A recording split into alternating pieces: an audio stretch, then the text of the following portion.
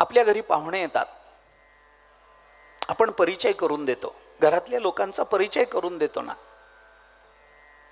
हा माझा मोठा भाऊ आहे, हा धाकटा आहे, मी मधला आहे, ही माझी सगळ्यात धाकटी बहीण आहे, ही मोठी बहीण आहे, हा माझा थोरला मुलगा आहे, हा धाकटा मुलगा आहे. परिचय करून देतो की नाही?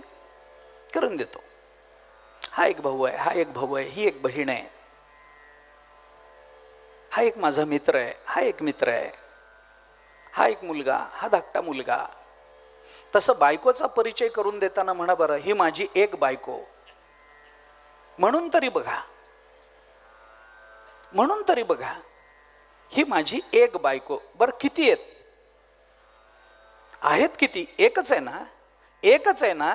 मग एक असणाऱ्या बायकोचा परिचय करून देताना ही माझी एक बायको असा अर्थ केला तर बिघडलं काय? चालतं का? परिचय करून द्या पाहुण्याला, ही माझी एक बायको. म्हणजे किती आहेत? म्हणजे आहेत किती?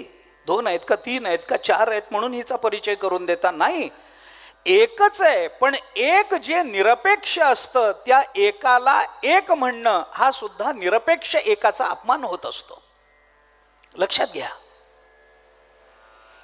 आणि म्हणून आश्रय तत्वाचा विचार करताना ज्ञानोबारायांनी जो विचार बोलून दाखवला तो हा आहे. आपुलेनी भेदेवीण माझे जाणीजे जे एकपण, तया नाव शरण मज येणे गा.